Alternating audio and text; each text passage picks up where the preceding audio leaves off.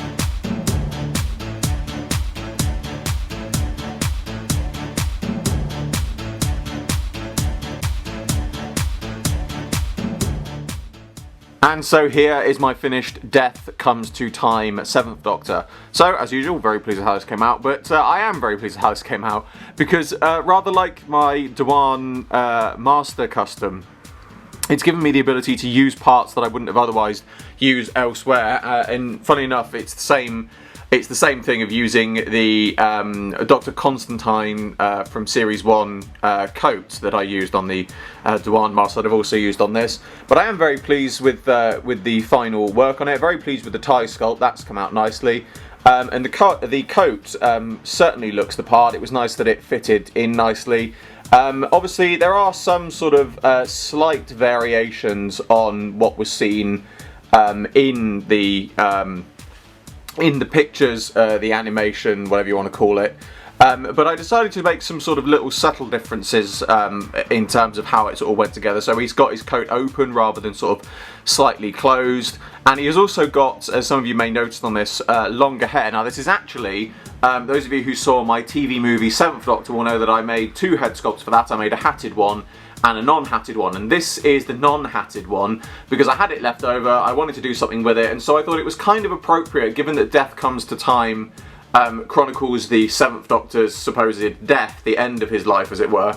It seems sort of quite nice that if that's his, if he had longer hair at the end of his life in the canon, the TV movie, I thought it was quite nice that he would have longer hair possibly at the end of Death Comes to Time. So I have made that addition to it as well, which I think looks very good.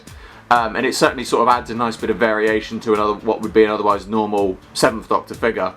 So it is a nice sort of other use of that head sculpt. Other than that, there's not a huge amount of stuff to say in regards to the figure. Obviously I've sculpted on a little belt as well on his trousers.